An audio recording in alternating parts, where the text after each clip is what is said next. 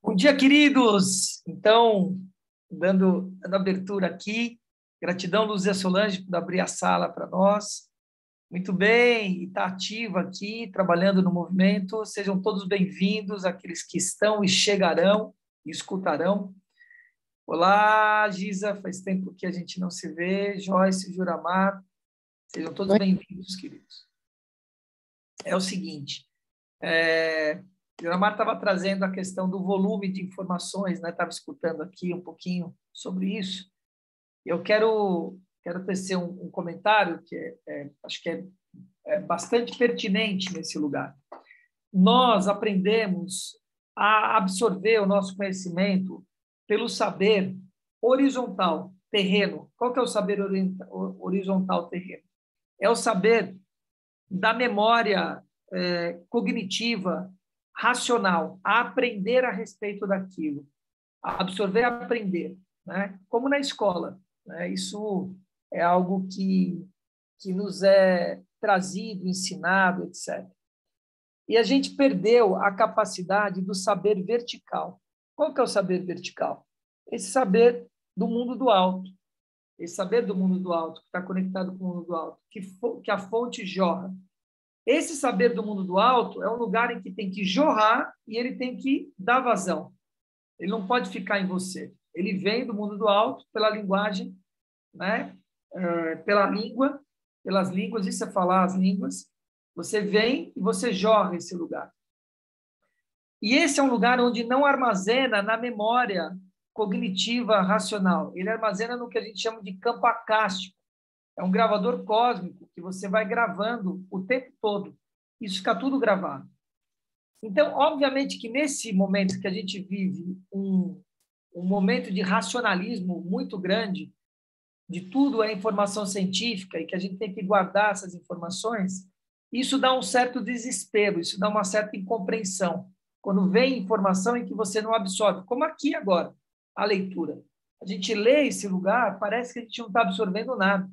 Isso é uma bobagem grande, né? Nós estamos absorvendo muita coisa. Estamos absorvendo muita coisa. O campo acástico está recebendo, está despertando a nós na qualidade de alma, e a gente não precisa ficar, não precisa, do verbo não precisar, né? Preocupado com essa absorção de sabedoria horizontal, né? Essa sabedoria horizontal, ela é desnecessária? Não, ela é muito necessária, né? Saber, por exemplo, como eu sei, o nome dos anjos, saber isso, saber aquele atributo, acessar essas informações, é preciso estudar? Mas não é a partir daí que vai acontecer. É a partir da hora que você relaxa, na hora que você deixa com que isso entre em você. Esse é o primeiro. Não é pela força, não é pelo saber horizontal que as coisas vão se dar. É o contrário. É você estar recebendo isso sendo absorvido cada vez mais, e aí sim você começar a utilizar no saber horizontal. Ok, queridos? Só equacionando esse lugar.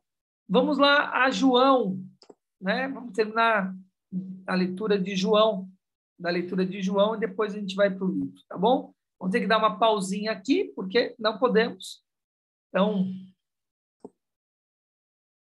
você que está aqui conosco, vai poder estar desfrutando de João. Se você que não está, acessa o link, né? Os últimos capítulos, se eu não me engano, a gente vai escutar de 16 a 21, se eu não estou enganado. Então, escute isso, para depois nós vamos fazer um comentário. Voltamos à gravação e fazemos um comentário aqui e vamos para as últimas 30 páginas do livro, tá bom? Até já já.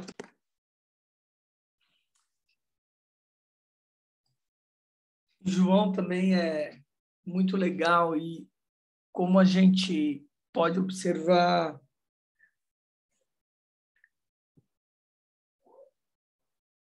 essa crucificação, né, esse período final de Jesus, ele é descrito em vários trechos da Bíblia de forma diferente, né? Essa é a visão segundo João, né? Como ele traz. E esse lugar em que ele traz que ele cumpriu aquilo que ele se determinou a cumprir, né?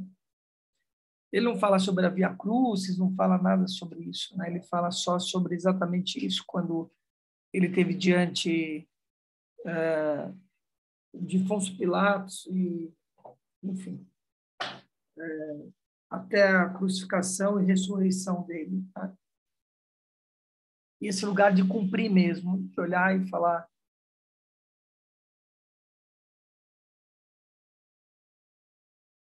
está feita, né, a minha palavra. E a transfiguração, isso é muito legal. Quando ele aparece para Madalena e transfigurado, né? Ou seja, morto e imaculado, né? Em que isso é muito significativo, não se reconhece aquilo que se conhecia. Essa é a transfiguração. Aquilo que se conhecia não se conhece, né? Está transfigurado, né? É bem interessante isso. Muito bom. Lemos João, 21 capítulos de João. E vamos agora para as 30 últimas páginas do louvor que traz o livramento para nós. Vamos ver o que ele nos fala aí. Bora lá, Luzia Solange. Vamos escutar aí. Fazer as pequenas pausas. Vamos nessa.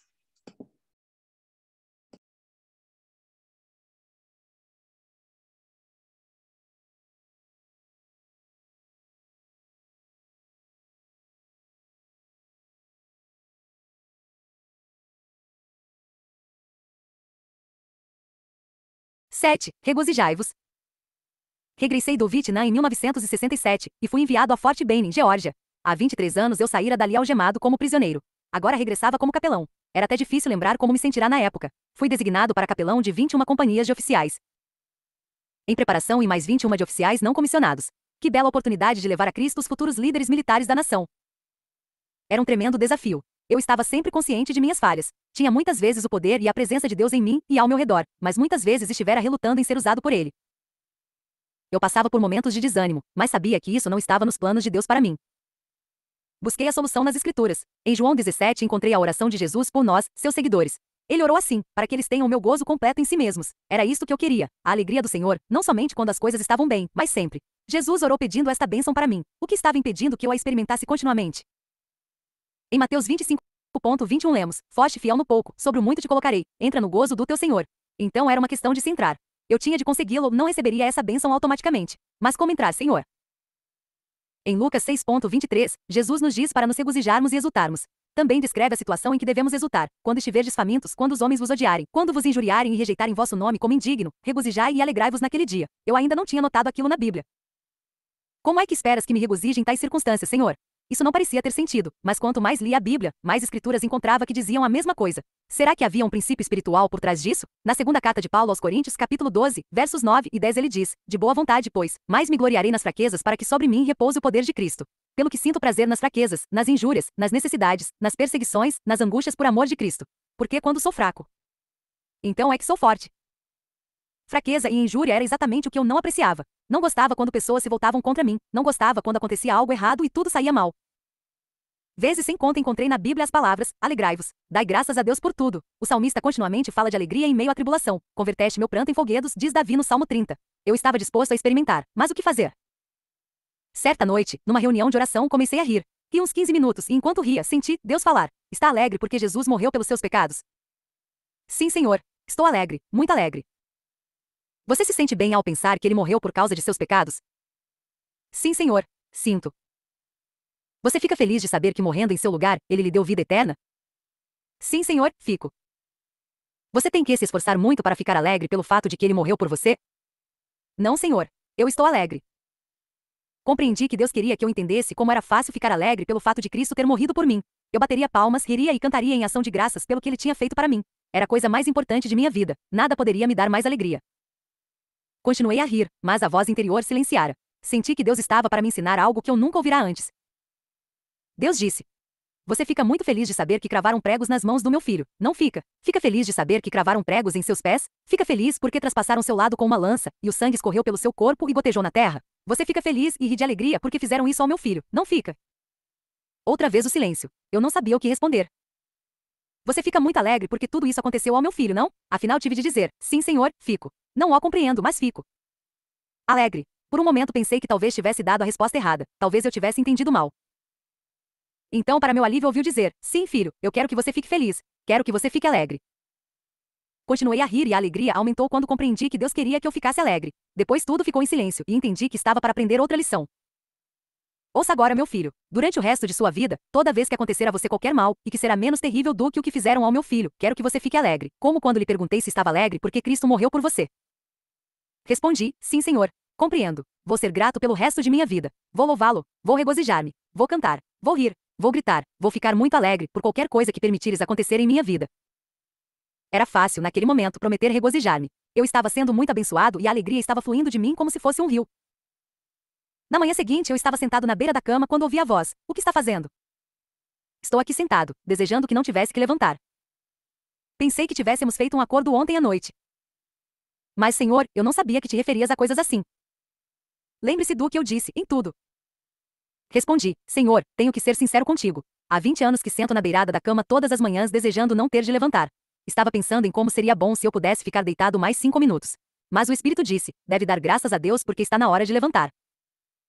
Senhor, isso já está um pouco além do meu entendimento. O Senhor é sempre bom e paciente. Está disposto a deixar-me fazer você querer? Sim, Senhor, estou. Naquela noite, quando fui me deitar, orei. Senhor, isso é muito difícil. Tu terás que operar em mim. Eu levantaria a qualquer hora que tu mandares, mas não sei agradecer porque está na hora de me levantar.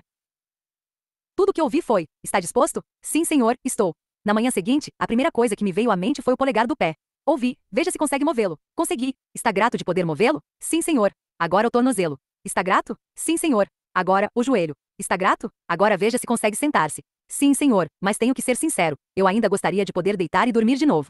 Pacientemente ele disse, veja se consegue levantar-se. Está grato por isto? Veja se pode caminhar até o banheiro. Olhe-se no espelho. Está satisfeito de poder ver? Sim, senhor. Agora diga alguma coisa. Aleluia. Está alegre de poder falar e ouvir? Sim, senhor. Então veio o silêncio. Eu sabia que do silêncio ia aprender alguma coisa. Meu filho, porque eu amo, vou ensinar-lhe a dar graças por tudo. Você poderá aprender a lição aí de pé, tendo todas essas coisas pelas quais você está grato, ou então posso fazer você voltar para a cama e deixá-lo sem movimentos, sem visão e sem audição até aprender. Dei um salto e disse, Senhor, eu compreendo. Estou grato. Serei sempre grato. Na manhã seguinte, e na outra, a primeira coisa que eu pensava, quando acordava, era, Senhor, estou grato. Nunca mais me senti infeliz por estar na hora de levantar. Paulo disse, de boa vontade, pois mais me gloriarei nas fraquezas. Levantar de manhã tinha sido uma fraqueza para mim. Deus me ensinou a tomar aquilo e a transformá-lo em gozo, e quando fiz, o poder de Cristo e sua alegria transbordaram em meu coração. Fiquei ansioso para contar a outros minha descoberta, mas o Espírito Santo disse que não. Primeiro eu tinha que aprender bem, até não ter mais nenhuma dúvida, a transformar as situações difíceis em alegrias. Decorei os versos de Tessalonicenses 5:16-18, regozijai-vos sempre. Orai sem cessar. Em tudo dai graças, porque está à vontade de Deus em Cristo Jesus para convosco, e os repeti diversas vezes. Certo dia eu estava me aproximando de um sinal luminoso quando ele mudou para amarelo, mas consegui atravessar ainda em tempo. Dei um sorriso como num agradecimento. Senti a presença de Deus. Ele disse, nada disso. Ainda sorrindo, estanquei a alegria. Por que está feliz? Senhor, consegui atravessar o sinal. Obrigado, Senhor. O que faria se o sinal tivesse mudado antes e você tivesse que parar? Provavelmente eu teria murmurado, desejando que ele tivesse demorado um pouco mais. Não sabe que os sinais luminosos estão sob meu controle? Eu controlo todo o universo, inclusive o tempo. Da próxima vez que o sinal ficar vermelho, você deve sentir-se grato. Saberá que fui eu que o mudou. Da outra vez que parei num sinal fechado, perguntei ao Senhor como queria que eu empregasse aquele tempo. Está vendo aquele homem andando ali na rua? Ele precisa muito de oração. Ore por ele. Nós dizemos que cremos em Deus, mas será que realmente cremos que Ele controla todos os pormenores da nossa vida? Ou pensamos que Ele está tratando de negócios mais importantes? Jesus disse que Deus sabe quantos fios de cabelo temos. Então, por que não crermos que Ele está mais interessado do que nós nos fatos insignificantes da nossa vida? Eu não sei quantos cabelos há na minha cabeça. Deus controla todas as coisas e opera tudo para o bem daqueles que o amam. Rom 8:28. Eu estava começando a confiar mais em Deus, mas e Satanás? Ele não pode se insinuar no nosso meio e nos atacar mesmo sendo isso contrário à vontade de Deus? Deus permitiu que Satanás entrasse em Judas e traísse seu filho. Permitiu que Satanás tornasse Pedro tão fraco que ele chegou a negar Jesus. Permitiu que ele entrasse no coração dos homens que planejaram, maquinaram e finalmente crucificaram a Jesus. A qualquer momento, Deus poderia tê-los interrompido. Poderia ter enviado 10.000 anjos para destruir o plano de Satanás, mas Deus não os interrompeu. Ele sabia que depois que todo aquele sofrimento e pecado passassem sobre Jesus, o resultado seria gozo, louvor e vitória. Satanás não pode fazer nada se primeiro não receber permissão de Deus. Lembramos como Deus permitiu que ele tentasse Jó. Deus dá essa permissão somente quando vê o tremendo potencial de gozo que resultará do fato dessa provação vir sobre nós. Quando começamos a entender isto, Deus pode nos abençoar. O poder do Cristo ressuscitado se encontra em nós. Milagres, poder e vitória são apenas uma parte do que Deus operará em nós quando aprendermos a nos regozijar por tudo. Certo dia entrei no carro para ir trabalhar e não consegui dar a partida. No exército não há desculpa para quem chega atrasado em serviço. Está bem, senhor, disse. Aqui estou. Tu deves estar querendo me ensinar uma lição, por isso te agradeço por este carro não querer pegar.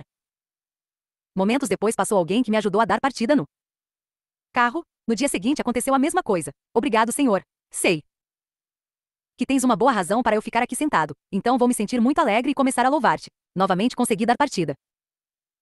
Naquele mesmo dia levei o carro à oficina do quartel. Contei o problema ao encarregado e ele respondeu: Sinto muito, capelão, o mecânico que trabalha com esse tipo de carro teve um ataque cardíaco e está no hospital. Eu sinto ter de dizer-lhe isso, mas o senhor terá que levar o carro a uma oficina civil. Ele tinha uma expressão de pesar ao falar. Capelão, eles sabem que o nosso mecânico está doente e vão aproveitar para arrancar-lhe o couro. Estão fazendo assim com todas as pessoas que encaminhamos a eles. Enquanto me dirigia à oficina, uma voz tentou murmurar ao meu ouvido: É horrível que esses civis tenham de abusar assim de nós, militares. Eu disse aquele pensamento para voltar ao lugar de onde tinha vindo. E continuei a glorificar o Senhor por ter me permitido esse incidente, que eu sabia ser para meu proveito pessoal.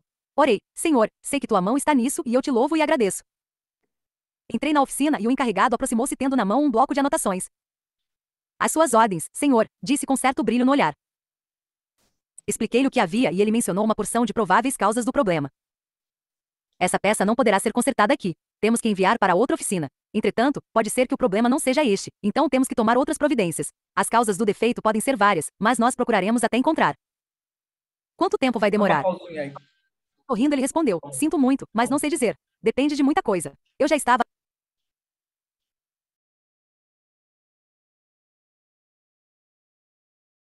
Eu quero chamar a atenção do seguinte, aqui.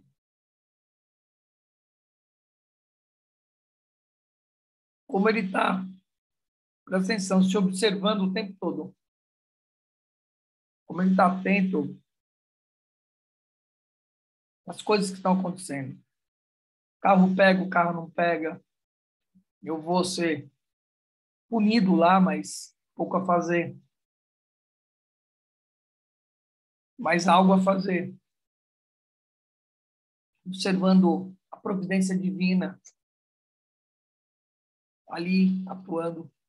E observando as vozes que estão dentro dele. Que foram plasmadas dentro dele.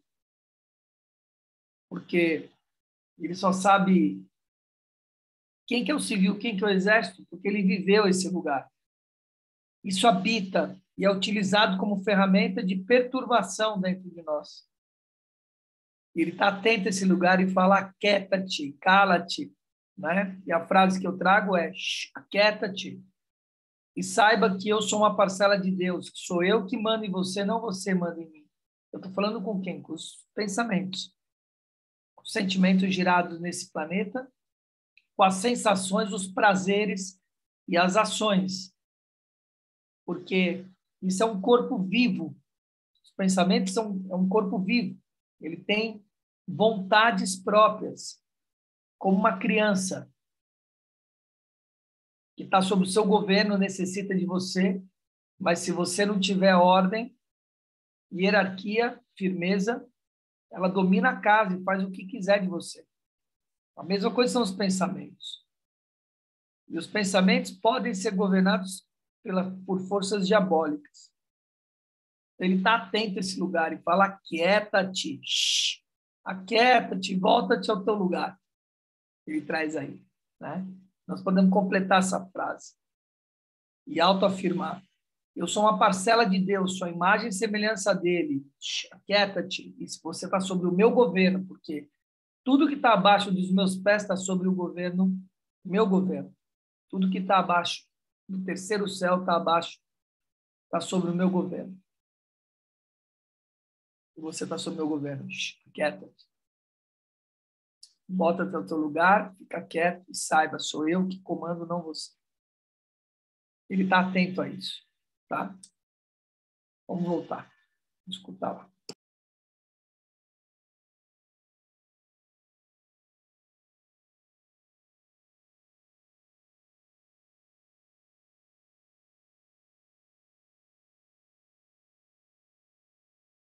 Estava até ouvindo a caixa registradora tilintando. Em quanto vai ficar? Não tenho a mínima ideia. O encarregado da nossa oficina estava certo. Esses homens iriam tirar de mim o máximo que pudessem. Graças, Senhor. Tu deves ter um propósito em tudo isso. Acertei de levar o carro na manhã seguinte e deixá-lo ali pelo tempo que fosse necessário para o conserto. Com muita dificuldade consegui dar partida no carro. Engatei a marcha e comecei a rodar para a saída. Nesse momento o encarregado adiantou-se e agarrou meu braço. Espere um pouco. Lembrei de uma coisa que talvez seja a causa do problema. Desligue o motor. A seguir, ele levantou o capô e começou a remexer por ali com uma chave de fenda. Depois de alguns minutos, disse: ligue o motor agora. Vamos ver como funciona. Girei a chave e o motor entrou em funcionamento suavemente como se fosse novo. Ótimo. Quanto é? Ah, nada. Tive prazer em servi-lo. Filho, eu queria que você soubesse que nunca deve temer que alguém possa se aproveitar de você ou feri-lo de alguma forma se isso não for da minha vontade. Sua vida está em minhas mãos e você pode confiar em mim em todas as circunstâncias, e verá como eu resolvo todos os pequenos problemas da vida. Aleluia, Senhor! Eu exultava ali naquele carro. Graças, Senhor! Obrigado por teres me mostrado estas coisas. Eu exultava. Compreendi, afinal, que se tivesse ficado murmurando e reclamando não teria tirado nenhum proveito do incidente. Quantas oportunidades eu perderá de deixar Deus me ensinar o quanto Ele me ama. Muitos vão pela vida carregando essas oportunidades como se fossem cargas pesadas, mas Deus já determinou que em Cristo, todas essas coisas, ao passarem sobre nós, sejam transformadas em gozo. É glorioso saber que neste momento Deus quer encher nosso coração de uma alegria transbordante. Não por mérito nosso, nem justiça própria, nem sacrifício de nossa parte. Tudo depende apenas de uma coisa, de nós crermos no Senhor Jesus. Crer que, se a cadeira em que me sentei se quebrou foi porque isso era da vontade dele. Se o café da manhã está muito quente ou o pão muito seco, é da vontade dele. Quando realmente começamos a crer nisso, o poder de Deus começa a fluir em nossa vida. Era isso que Jesus queria ensinar quando disse: regozijai-vos e exultai quando vos perseguirem, se sois pobres, se tendes tristezas.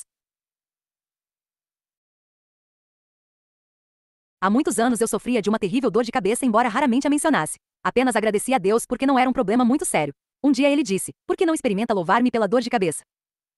Pela dor? Sim, pela dor. Comecei a elevar meus pensamentos a Deus em ação de graças, porque Deus estava me dando aquela dor de cabeça para eu ter a oportunidade de ver aumentado seu poder em minha vida. A dor piorou. Continuei a dar graças a Deus, mas a cada pensamento de louvor a dor aumentava. Compreendi que o Espírito Santo e Satanás estavam em batalha. A dor chegou a um ponto insuportável. Continuei com meus pensamentos de louvor e ação de graças e de repente senti-me inundado de gozo.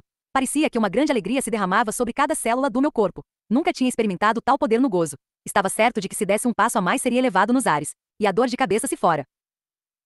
Há 15 anos eu sofria, também, de um resfriado alérgico, ficando atacado quase 6 meses do ano. Às vezes ficava tão mal que espirrava. Tossia e levava o lenço ao nariz o dia todo. Eu já tinha tomado injeções, remédio atrás de remédio, orara, jejuara, e depois orara outra vez.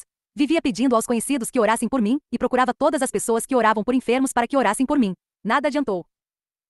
Por que Deus me deixava sofrer? Será que não se importava que eu passasse tão mal? Um amigo meu, o capelão Curi Valgen, me dissera que eu devia crer, juntamente com ele, que Deus me curaria. Eu evitava me encontrar com Curi, porque ele ficava dizendo que eu tinha de continuar a crer. Eu vinha tentando crer há 15 anos e não sabia mais o que fazer. Certo dia eu devia falar numa igreja metodista, ao meio-dia. Quando ia entrando em Columbus, meu nariz começou a escorrer e eu comecei a espirrar de tal maneira que era difícil até dirigir. Um pensamento me veio à mente: louva-me. Passei a pensar em como Deus era bom de permitir essa enfermidade na minha carne. Ele permitia que eu a tivesse a fim de me ensinar uma lição. Não era por mero acaso que eu era alérgico a tantas coisas. Deus assim o planejara, para sua glória e para meu próprio bem. Graças, Senhor, por tua bondade. Se tu queres que eu tenha essa doença, vou apenas confiar em que tu me curarás quando quiseres. Que você quer que eu faça? Cura-me, Senhor.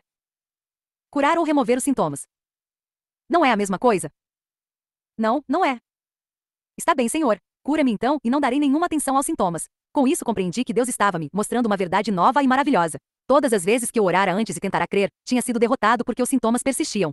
Agora compreendia que os sintomas não significavam nada. Tudo o que eu precisava era ter fé na promessa de Deus, então Satanás podia inventar todos os sintomas que quisesse. Quando cheguei ao local da reunião, meu nariz ainda escorria, e eu ainda espirrava incontrolavelmente. Orei: Senhor, se tu queres que eu seja ridículo, serei. Vou deixar o lenço no carro, e irei falar de ti. Quando caminhava em direção à igreja, comecei a sentir-me melhor. Quando a reunião terminou, compreendi de repente que não mais tinha os sintomas da alergia. Durante muitos dias os sintomas não voltaram. Então, uma noite, quando me preparava para ir a uma reunião de oração, senti o nariz começar a escorrer. Pensei: Senhor, não posso ir àquela reunião. Aquelas irmãs vão pensar que fiz alguma coisa errada e tu retiraste a minha fé.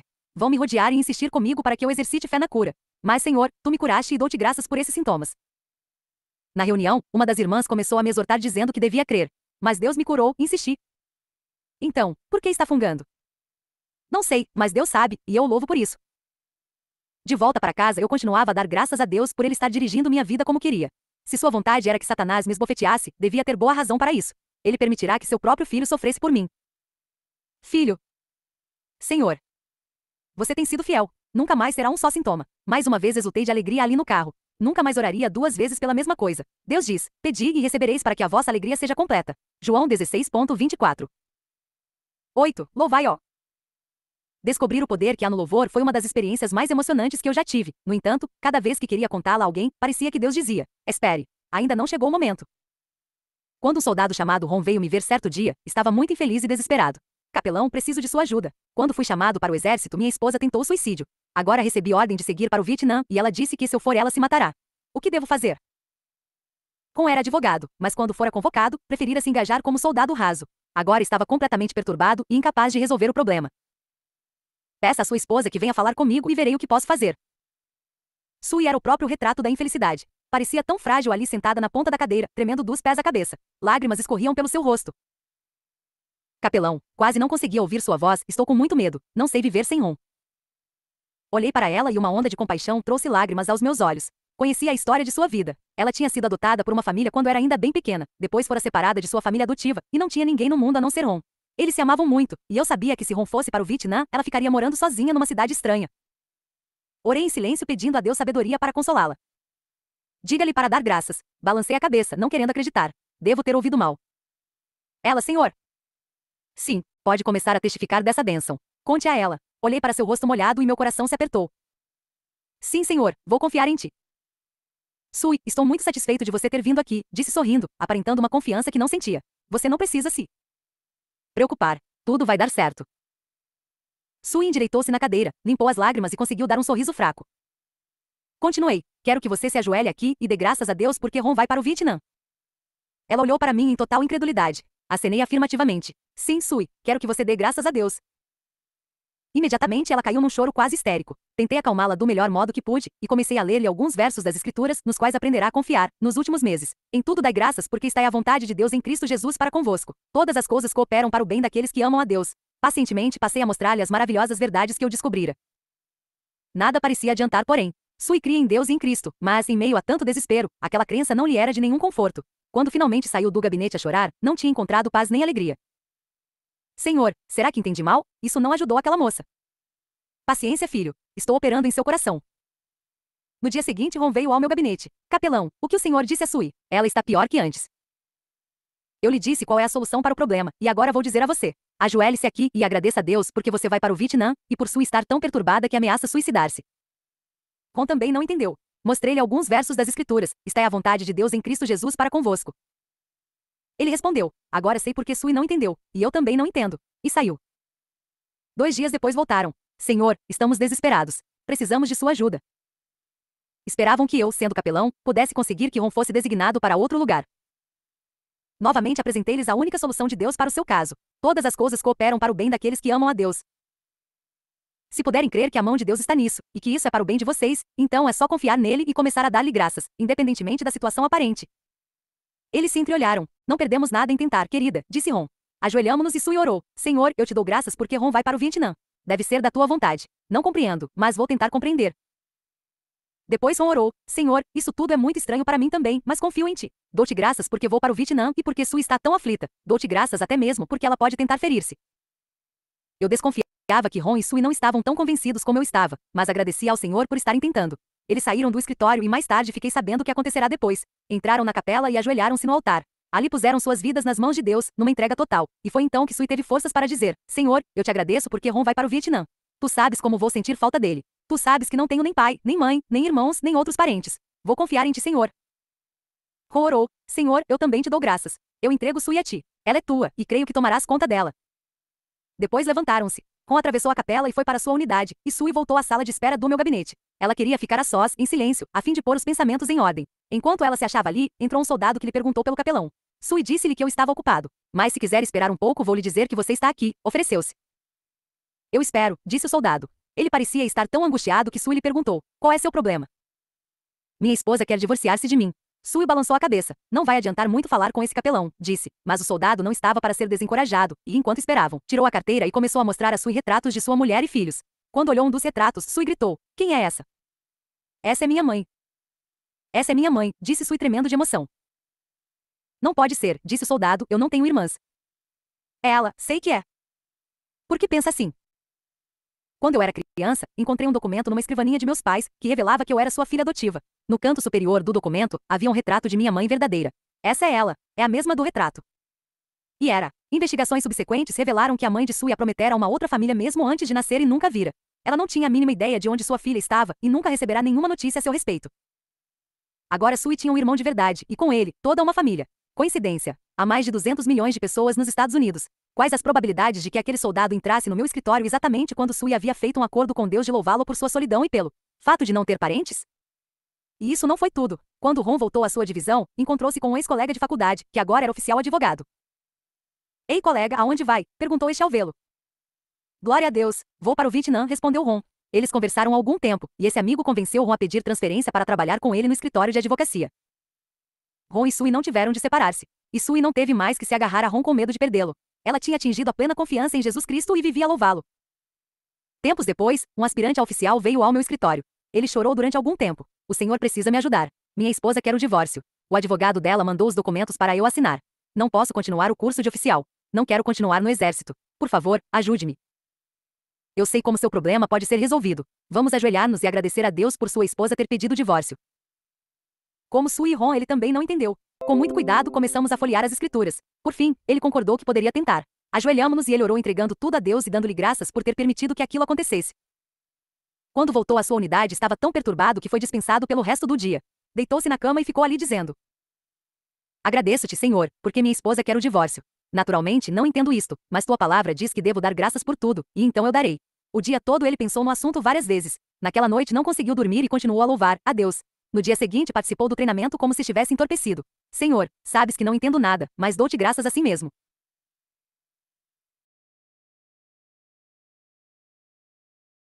À noite, quando estava no refeitório jantando, sentiu que atinava com uma coisa. Senhor, certamente, tu deves saber o que é melhor para mim, muito mais do que eu.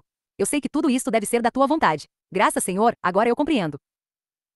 Naquele momento, um colega bateu no seu ombro e lhe disse que havia um chamado telefônico para ele. Durante todo o tempo em que ele estiver ali, até então, nunca receberá um telefonema. Quando pegou o fone, percebeu que a pessoa do outro lado estava chorando. Querido, perdoe-me. Não quero mais o divórcio. Uma senhora veio ao meu gabinete relutantemente. Uma amiga quase teve que arrastá-la até ali. Contou-me que tinha estado considerando suicídio e achava que conversar sobre o problema não iria resolvê-lo. Pouco a pouco, relatou os detalhes do caso. Seu marido tinha um filho ilegítimo com outra mulher. A criança era criada pelos pais do marido. Toda vez que ia visitar os sogros, lá estava a criança. Para dificultar as coisas, a mãe da criança também aparecia ali, às vezes na mesma hora. Embora estivessem passando por dificuldades financeiras, o marido estava mandando dinheiro aos pais para ajudar a cuidar do seu filho. Ela não conseguia mais viver com essa tortura interior. Não se preocupe, disse-lhe. Você não terá que viver assim, há uma solução para o problema. Ela levantou os olhos bastante surpresa. Qual é? Vamos nos ajoelhar e agradecer a Deus por seu marido ter esse filho ilegítimo. Mais uma vez busquei nas escrituras as passagens que falam sobre dar graças a Deus em todas as circunstâncias. Limpando as lágrimas, ela finalmente concordou em fazer uma tentativa. Oramos, e ela saiu dali decidida a deixar Deus resolver seus problemas. Na manhã seguinte, telefonei-lhe para saber como estava indo. Maravilhosamente, respondeu. Verdade? É, quando levantei de manhã estava cheia de gozo. O que aconteceu? Quando cheguei em casa ontem, comecei a pensar o que eu poderia fazer agora que estava agradecida pelo filho do meu marido. Concluí que se estivesse realmente grata eu devia fazer alguma coisa. Sentei-me e fiz um cheque para meus sogros e disse-lhes para empregar o dinheiro em algo para a criança. Estou me sentindo maravilhosamente bem.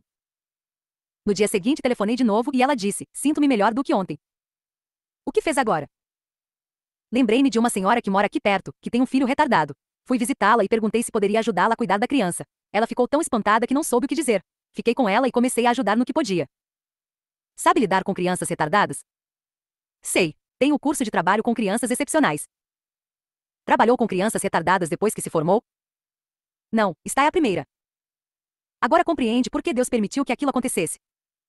Sim, compreendo, e estou realmente agradecida. Daquele dia em diante ela era outra pessoa. Os que a conheciam diziam que antes ela parecia estar sempre sentindo uma grande dor. Agora dizem que ela parece ter descoberto um segredo maravilhoso, e muitas pessoas estão sendo atraídas a Jesus pela sua radiante alegria. Jesus não prometeu mudar as circunstâncias da nossa vida, mas prometeu grande paz e gozo aos que aprenderem a crer que Deus controla todas as coisas. O louvor libera o poder de Deus para atuar sobre as circunstâncias. Assim Deus pode mudá-las se for esse o seu desígnio. Muitas vezes o que impede a solução do problema é nossa atitude. Deus é soberano e pode operar a despeito de nossa atitude negativa e hábitos mentais errôneos. Mas seu plano perfeito é levar cada um de nós a entrar em comunhão com Ele. Assim, Ele permite que as circunstâncias e alguns incidentes venham nos revelar essa atitude errada. Eu creio que a oração de louvor é a mais alta forma de comunhão com Deus, ela sempre atrai para nós grande quantidade do poder de Deus.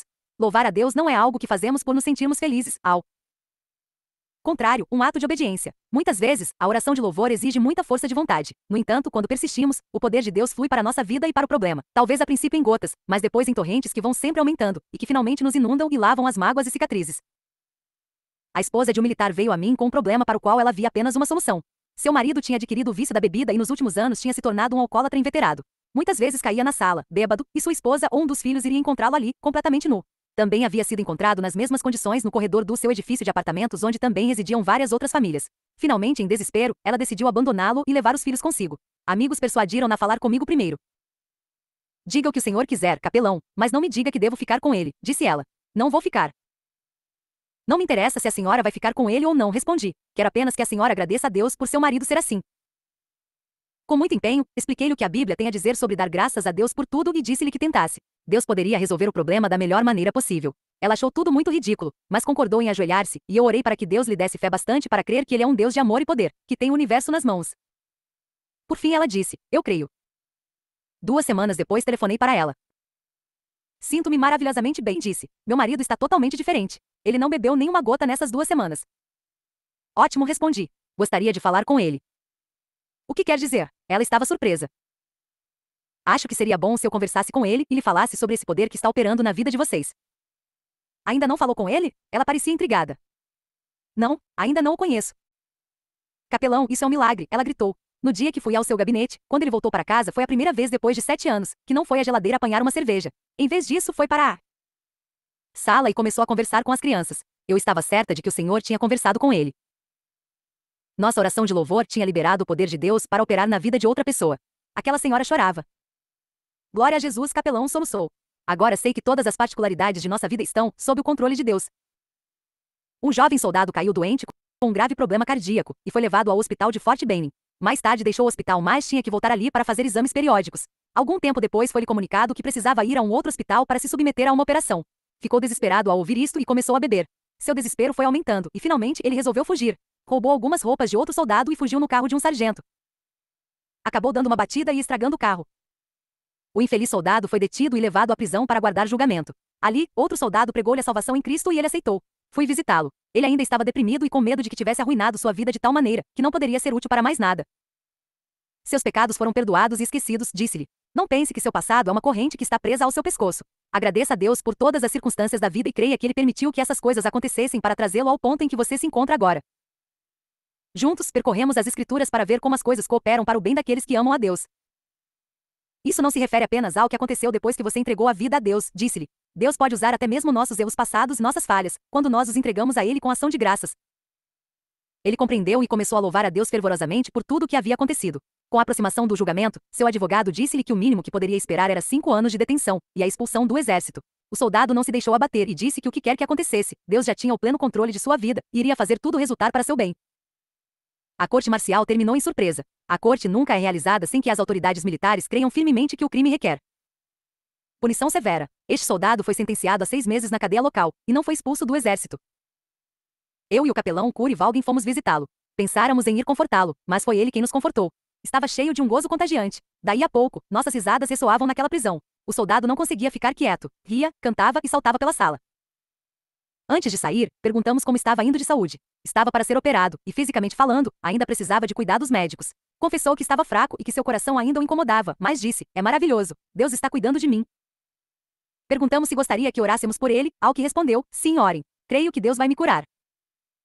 Impusemos as mãos sobre ele e pela fé aceitamos que Deus, em Cristo, estava ali para curá-lo. O soldado sorriu e disse, eu creio que ele operou. Algumas semanas mais tarde conversei com o comandante daquela companhia. Acho que é desperdiçar dinheiro do governo conservar este homem na prisão, disse-lhe. Por que, capelão? Ele não é mais o mesmo homem que roubou as roupas e o carro que estragou. Está completamente mudado. O comandante concordou e conseguiu que fosse solto. Uma semana depois perguntei-lhe como estava. Capelão, antes eu ficava cansado de caminhar 100 metros. Agora posso até correr, e parece que nunca me canso. Deus me curou. A todo lugar que ia, eu contava o que havia descoberto a respeito do poder do louvor. Eu estava começando a ver que o louvor não é apenas uma forma de culto ou de oração, mas também um modo de travar as batalhas espirituais. Muitas vezes, quando uma pessoa começava a louvar a Deus por seus problemas, acontecia que Satanás aumentava os ataques e a situação parecia piorar, em vez de melhorar. Muitos que experimentaram a arma do louvor ficaram desanimados e não puderam continuar firmes na certeza de que Deus estava no comando da situação. Outros simplesmente não compreenderam e se recusaram a louvar a Deus pelos acontecimentos desagradáveis. Isso não tem sentido, diziam. Não vou louvar a Deus por uma coisa com a qual ele não tem nada a ver. Deus não tem nada a ver com um braço quebrado, ou com um carro estragado, ou com o mau gênio do marido. Seria tolice louvá-lo por causa disso. Certamente que não tem sentido. A questão, porém, é: dá certo? Não tinha sentido Cristo dizer aos discípulos que exultassem quando estivessem famintos, ou pobres ou perseguidos. No entanto, ele disse claramente para fazermos exatamente isso. Em Neemias 8:10 lemos: a alegria do Senhor é a vossa força. As setas do inimigo não irão penetrar o escudo da alegria de uma pessoa que louva o Senhor.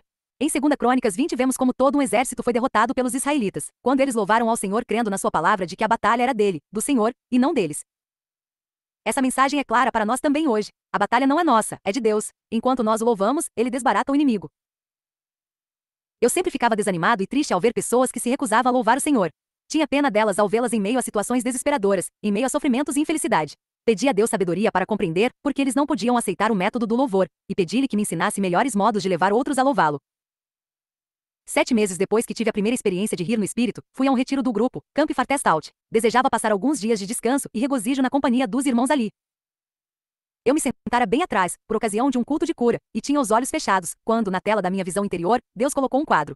Vi um belo dia de verão. Era um dia claro e límpido, tudo estava lindo. Na parte superior do quadro havia uma nuvem negra e opaca, e nada se podia ver acima dela. Havia uma escada que se elevava do chão até a nuvem. Na base da escada havia centenas de pessoas que desejavam subir por ela. Tinham ouvido dizer que acima do negrume daquela nuvem, tudo era ainda mais belo que qualquer outro quadro que o olho humano já contemplou. Uma visão que dava uma alegria muito grande àqueles que chegavam lá. Todas as pessoas que tentavam subir chegavam rapidamente à base da nuvem. A multidão estava observando para ver o que acontecia. Pouco depois a pessoa descia a escada abaixo desesperadamente, caindo entre a multidão e fazendo com que muitos se espalhassem em várias direções. Contavam que logo que entravam na escuridão perdiam o senso de direção.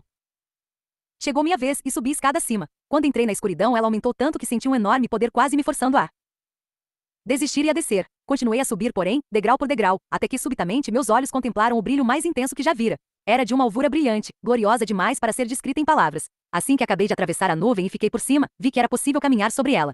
Enquanto eu olhasse para aquela claridade, caminhava sem dificuldade, mas se olhasse para baixo, para examinar a nuvem, começava a afundar. Só fixando os olhos na claridade é que conseguia manter-me na superfície. Depois a cena mudou. Via o quadro todo de certa distância. Distinguia os 3 níveis. O que significa isto? Perguntei, e a resposta veio. O dia ensolarado abaixo da nuvem é a luz em que muitos crentes vivem e aceitam como sendo a vida cristã normal. A escada é o louvor. Muitos tentam subi-la para aprender a louvar-me em todas as situações da vida. No começo sentem-se animados, mas quando chegam a situações que não compreendem, ficam confusos e não conseguem seguir em frente. Perdem a fé e escorregam de volta ao lugar primitivo. Na queda, ferem outras pessoas que procuram o caminho da vida de alegria e louvor contínuos. Os que conseguem romper através dessas dificuldades chegam a um novo mundo e veem que a vida que antes criam ser a vida cristã normal nem se compara à vida que está preparada para aqueles que me louvam e creem que estou cuidando deles. O que chega à luz do reino dos céus pode caminhar por cima das dificuldades, não importando quanto elas pareçam escuras. Continua por cima enquanto conserva o olhar afastado dos problemas e fixo na vitória de Cristo. Não importa o quanto lhe pareça difícil confiar em Deus para resolver todos os problemas, continue a segurar-se na escada do louvor e continue a subir. Fiquei meio atordoado com a visão e sua explicação, e comecei a me indagar quando o Senhor deixaria que eu a contasse a outros. Ali no retiro fiquei conhecendo uma senhora que enfrentava problemas sérios em casa. Lutava com doenças e outras dificuldades na família. Ela achou muito difícil crer que louvar a Deus ia lhe trazer algum bem. Silenciosamente pedi orientação a Deus e ele disse: conte-lhe. Então contei. Você será a primeira a ouvir isso, disse-lhe. Enquanto ela ouvia a narração, percebi que o peso que carregava deixou e seu rosto como que brilhou de esperança. Encontrei essa mesma visão, descrita por Paulo em palavras ligeiramente diferentes em Efésios 1 e 2. Bendito, louvado, o Deus e Pai de nosso Senhor Jesus Cristo, que nos tem abençoado com toda sorte de bênção espiritual nas regiões celestiais em Cristo, assim como nos escolheu Ele antes da fundação do mundo para sermos santos e irrepreensíveis perante Ele, para louvor da glória de sua graça, segundo o seu beneplácito, de fazer convergir nele, na dispensação da plenitude dos tempos, todas as coisas, a fim de sermos para louvor de sua glória, nós os que de antemão esperamos em Cristo. Para saberdes qual a suprema grandeza para com os que cremos, segundo a eficácia da força do seu poder o qual exerceu ele em Cristo, ressuscitando dentre os mortos e fazendo sentar à sua direita nos lugares celestiais, acima de todo principado, potestade e poder e domínio, e juntamente com ele nos ressuscitou e nos fez assentar nos lugares celestiais em Cristo Jesus. Jesus Cristo está acima de todos os poderes das trevas, de acordo com a palavra de Deus, nossa herança está ali, acima da escuridão, junto com Cristo. A escada de acesso é o louvor. A cada dia eu me tornava mais consciente do poder do louvor, mas ao mesmo tempo estava travando conhecimento com algumas ciladas do inimigo. Na época em que comecei a buscar na Bíblia mais revelações sobre o louvor, fui levado a ver escrituras que descreviam o poder que temos recebido em Cristo para vencer os poderes das trevas. Há muito que eu meditava na passagem de Marcos 16, onde Jesus fala dos sinais que seguirão aqueles que creem nele. Em meu nome expelirão demônios, falarão novas línguas, pegarão em serpentes, e se alguma coisa mortífera beberem não lhes fará mal. Se impuserem as mãos sobre enfermos, eles ficarão curados. Eu tinha pedido a Deus, em oração, que me mostrasse se isso era válido para nós hoje, no século XX, e se fosse, como e quando fazer uso dessa promessa. Notei que sentia um mal-estar quando estava perto de certas pessoas. Orei a respeito e recebi uma forte impressão de que o que havia de errado com elas era de natureza demoníaca. Pedi a Deus que se eu tivesse de me ver face a face com alguém assim, durante uma reunião de oração, que ele me orientasse no que fazer. Um certo soldado abandonou a esposa deixando-a com 3 filhos para cuidar. Desesperada, a mulher tentou matar-se. Levada às pressas para o hospital, sua vida foi salva. Alguns amigos a trouxeram a mim. Tinha o desespero estampado no rosto. Os amigos disseram-me que há anos não haviam sorrir. Comecei a conversar com ela sobre o poder do louvor, mas depois de alguns minutos senti que devia parar. Olhei bem nos seus olhos e senti que alguma coisa estava errada com ela, que ali havia uma influência maligna. Senti medo. Compreendi que estava frente a frente com o inimigo. Senhor, orei em silêncio, já cheguei até aqui, e não posso voltar agora. Vou avançar pela fé, confiando que tu operarás. Olhando bem nos olhos da mulher, falei em voz alta ordenando ao espírito do mal que saísse dela em nome do Senhor Jesus Cristo, e pelo poder do seu sangue. Seus olhos vidrados de repente se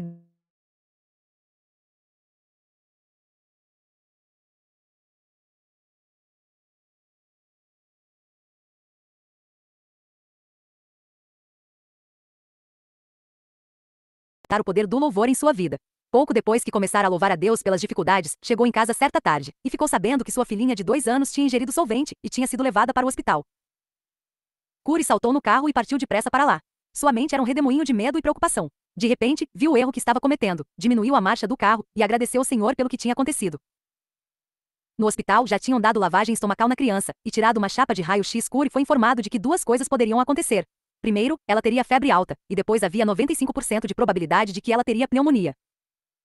Curi e sua esposa, Nancy, levaram a menina para casa, preparados para ficar a observá-la como os médicos haviam orientado. Em casa, Curi tomou a menina nos braços e orou: Pai Celestial, sei que Satanás tentou atacar-me mais uma vez e eu te louvei. Agora, em nome de Jesus, Virgínia não terá febre e nem pneumonia. No dia seguinte, Virgínia acordou tão bem disposta e vivaz como sempre. Não sofreu nenhum dos efeitos previstos. Um certo homem veio me procurar para falar de sua filha mocinha. Eu conhecia a família e sabia que sua filha tinha recebido dos pais bastante amor e carinho. No entanto, tinha brotado nela um ódio violento contra a irmã mais moça. Estava sempre pronta a agredir a outra ou a atirar-lhe o primeiro objeto pesado que encontrasse à mão. Os pais, grandemente perturbados, tinham-na levado ao psiquiatra, davam-lhe tranquilizantes e oravam há anos para que Deus os ajudasse a encontrar a solução desse terrível problema. Os acessos de violência aumentaram e eles perceberam que a situação era bem grave. Falei com eles e desafiei-os a experimentar a única solução que ainda não tinham experimentado. O que é? Perguntaram. Dar graças a Deus por ele lhes ter dado esta filha para por ela suprir sua necessidade. Louve-no porque ele sabe exatamente qual é a maior bênção para sua família.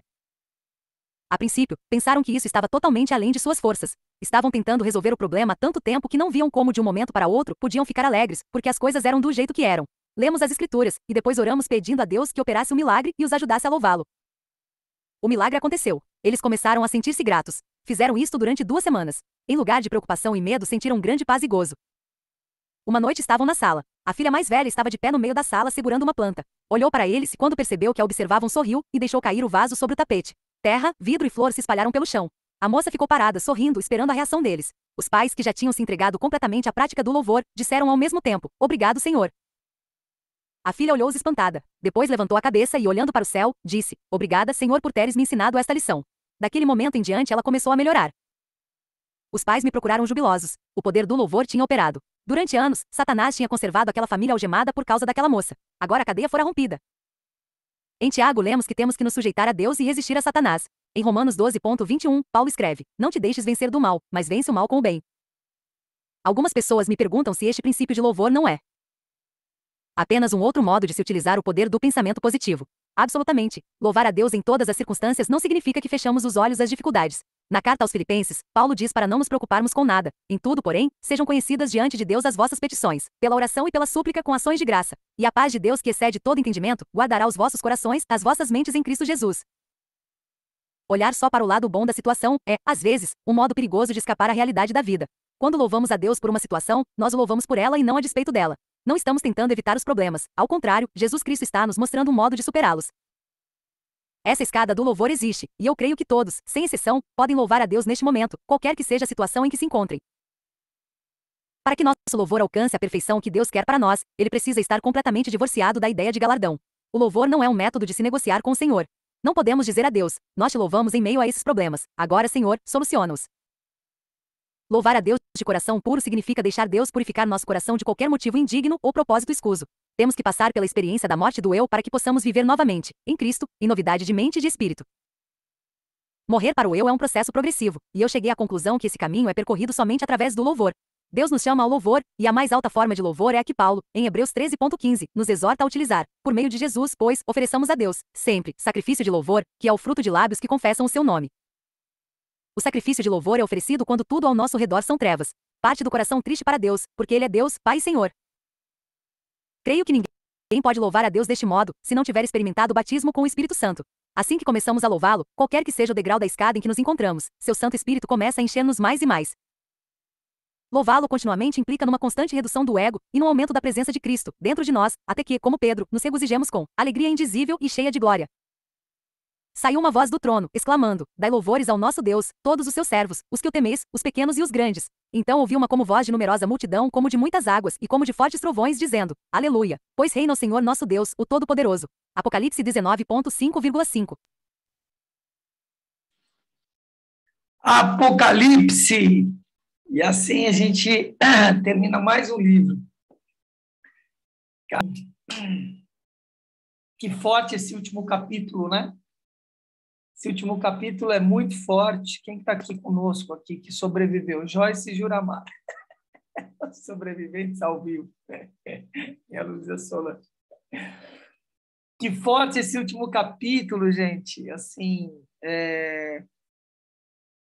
isso ampliou um pouco a minha visão no sentido da gratidão. Porque, normalmente, o que a gente faz é exercer a gratidão naquilo que é bom. Naquilo que é bom. Naquilo que a gente acha que está funcionando. Presente a tempo.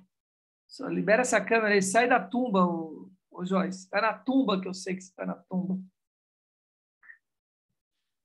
Então...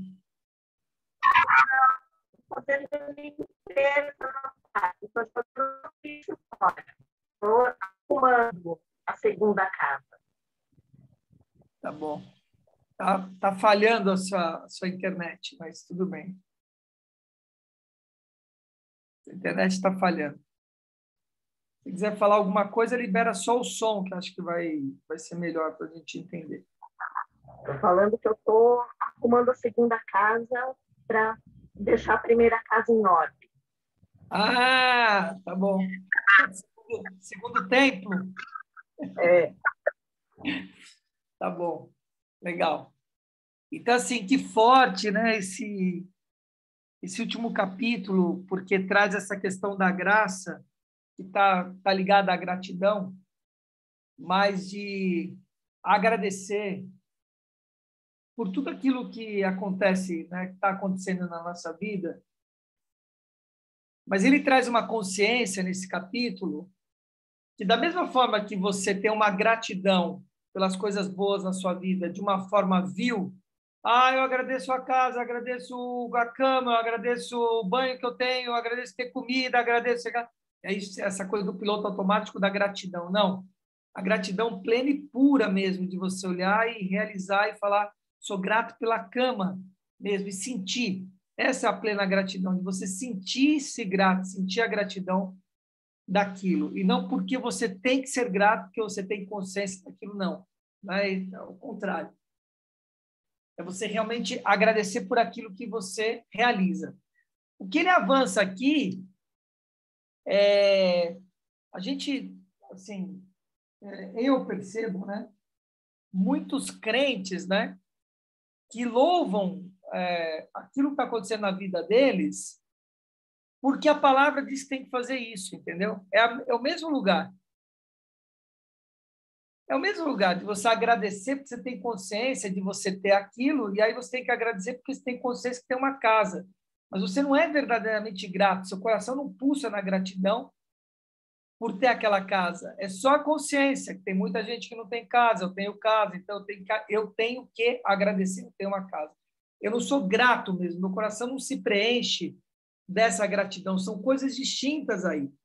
E se você não estiver sabendo o que eu estou falando, você precisa avançar e realizar esse lugar. Buscar o que realmente você é grato no seu coração, mesmo, né? E agradecer só por isso. E não porque você tem plena consciência que o outro não tem, você tem, então você tem que ser grato. Esse lugar que ele está colocando é a mesma coisa.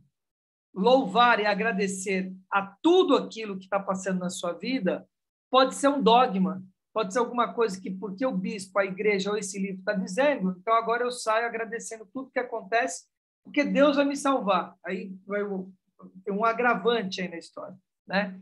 Faço isso porque Deus vai me agravar, vai me salvar. Ou faço isso porque o pastor falou, a palavra está certa, então eu faço. Não, e no seu coração não tem essa clareza, né, que ele traz nesse último capítulo, que é você entregar mesmo, entende? Você entregar mesmo, você olhar algo, uma diversidade, uma turbulência, e nós lemos sobre turbulência agora no Aliança 559, em Romanos 5, isso, Romanos 5, nós lemos lá sobre a questão da turbulência, que a gente aprende na turbulência. Então a gente aprende na turbulência, então nós estamos tendo turbulência, vamos agradecer a Deus porque nós estamos tendo turbulência. Não é isso, entende? É você realmente realizar, cara, e entregar. Saber que aquilo ali tem um propósito maior, que não está sobre o seu domínio cognitivo, né? Tudo opera por o bem de todas as coisas, né? Então, é a história, quem sabe o que é bom ou ruim? Eu não sei dessa história, de quem é bom e quem é ruim. Joyce. Não tenho ideia, Aikeda. Você tem uns olhares, o Luzia Solange, de vez em quando, você me lembra o Ricardo, irmão do Renato. Conto do cavalo que fugiu. Não sei também. Se quiser contar para a gente, pode contar. Ricardo já faleceu, né? Que é o irmão mais velho do Renato, né? E às vezes ele tinha os olhares que nem o seu, né? Alguém fala uma coisa e você faz assim, ó. Igualzinho o Ricardo, cara. O Ricardo fazia uma coisa. Marcelinho, ele fala.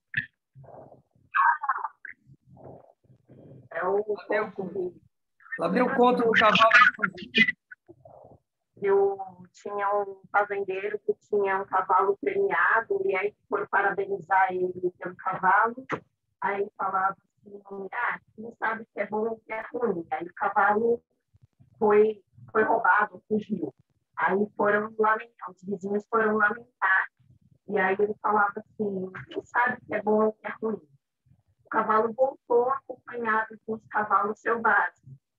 E aí o pessoal foi parabenizar ele, porque agora ele tinha mais cavalo, e aí ele falou de novo, quem sabe se é bom ou se é ruim. E aí o filho dele, que ajudava ele, foi domar um dos cavalos selvagens e quebrou a perna. Aí os vizinhos nem foram falar nada, né? Ele ia responder, quem sabe se é bom ou se é ruim. E o filho ficou com a perna quebrada, só que o país entrou na guerra. E foram recrutar todos os jovens para a guerra.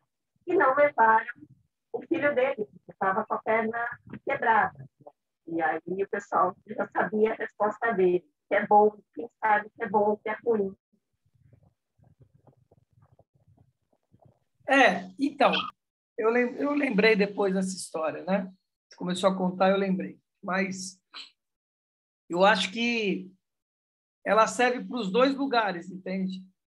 De que a pessoa liga o piloto automático dizendo, então, tudo que acontece opera pelo bem, então, tudo que acontece, então, está acontecendo, já aconteceu, e você cai nesse lugar do comodismo, de você não faz mais nada, tudo é por Deus, Deus faz, Deus acontece, entra um pouco nessa questão da testemunha de Jeová, que não faz transfusão de sangue, porque Deus opera por todo bem, todas as coisas, entendeu? E aí está tudo certo, entende? Né? E, por exemplo, Bob Marley foi embora por conta disso. Eu não sei se foi Bob Marley agora ou o Marvin... Não, foi Bob Marley. Né? Não quis fazer transfusão de sangue, porque tinha uma fé de que Deus ia salvar ele. Essa é a história do cara que estava lá na casa, contei isso outro dia, veio uma tromba d'água, veio o bombeiro, falou, olha, sua casa vai alagar, nós estamos tirando todo mundo, sai. Você tem pouca fé, Deus opera por todas as coisas, pelo bem de todos. Eu orei hoje de manhã e ele vai me salvar. Ficou na casa. Veio a água, subiu, ele foi para o telhado, veio um bote, o bombeiro, pula para dentro aqui, vamos embora porque a água está vindo, mais água aí, vai subir, você não vai conseguir ficar no telhado. Você é um homem de pouca fé, eu já orei de manhã e Deus vai me salvar. Foi embora. Veio um helicóptero, jogou uma corda, falou, você está por um triz, está vindo aí uma enchente maior do que veio. O cara não foi, a água veio, levou ele não só, mas levou ele e a família toda. E todos morreram, chegaram no céu, e ele, diante de São Pedro, falou, mas como é que é isso, cara? Estou me sentindo enganado, ludibriado. Eu orei por Deus, como é que vocês deixaram eu morrer? Eu deixei você morrer? Te mandei um bombeiro, te mandei um barco, te mandei um helicóptero para te salvar. Você não pegou nenhum deles. Né? Então, precisa ler os sinais, precisa entender os sinais, que você tem livre-arbítrio, que você está operando aqui, que Deus já deu a visão e a provisão, mas você tem que entrar em ação. Então, não é assim. É você entender que, apesar da sua ação, de tudo que você está fazendo, de tudo que está acontecendo, de tudo que está cooperando, né, para o bem, você tem que entrar em ação. Apesar disso, você tem que largar a mão. Aceitar essa situação no sentido de tá tudo bem, isso aqui é para um bem maior, é para uma outra situação que vai acontecer logo aí na frente, que eu não sei qual é. Eu só sei o que eu posso ou não posso fazer. Eu continuo fazendo e confiando. Então, eu largo. Ao invés de eu reclamar sobre aquela situação, eu dou graças daquela situação. E eu dando graças daquela situação e abrindo mão das minhas certezas e continuando fazendo o que eu tenho que fazer, ou seja, dando graças e continuando a orar e a entrar em ação para aquilo que eu tenho que entrar em ação. As coisas vão se ajeitando. Então, quando ele traz vários exemplos, né, de que a mulher ia se separar e voltou atrás, é engraçado que ele não coloca o homem que queria se separar, né? Ele vai trazer. Preconceituoso esse livro aí, hein? Piadinha saudável. Mas quando traz essa questão de se separar, ou o primeiro exemplo que é um pouco maior, do cara ir para o Vietnã e que acaba não indo para o Vietnã, né?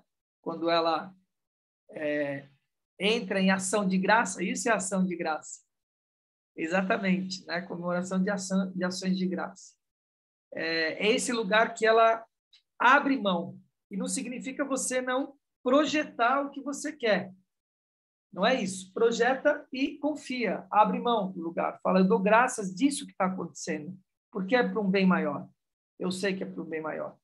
Está tudo bem. Tudo coopera e opera pelo bem de todas as coisas. Então, simples assim, entende? Eu abro mão desse lugar e falo, eu dou graças disso aqui que está acontecendo agora, né, comigo.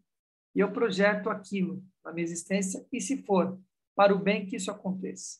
Né? Então, eu faço a minha parte, não é assim, entendeu? Eu fico lá esperando Deus me salvar com a enchente vindo.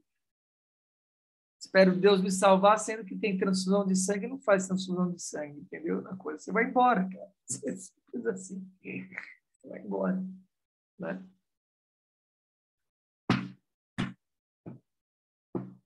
Muito interessante esse último capítulo. Alguma coisa a mais? Não? Vamos seguir nossa existência? Que tal? Que tal? Seguir a existência. Vamos nessa? Que é bom a beça? Então tá. Um beijo na alma de vocês, queridos, ou seja, em vocês mesmos. E a gente se vê aí nos melhores canais. Lembra, hashtag Mentor Luiz Marcelo, bota a hashtag aí, tem que lembrar vocês, em todas as postagens que vocês fizerem, para que a gente vá acompanhando qual é o movimento que vocês estão fazendo aí, tá bom? E a gente se vê nos melhores canais, é isso aí. É nóis, Queiroz. Um beijo para vocês. Fomos, fui, valeu!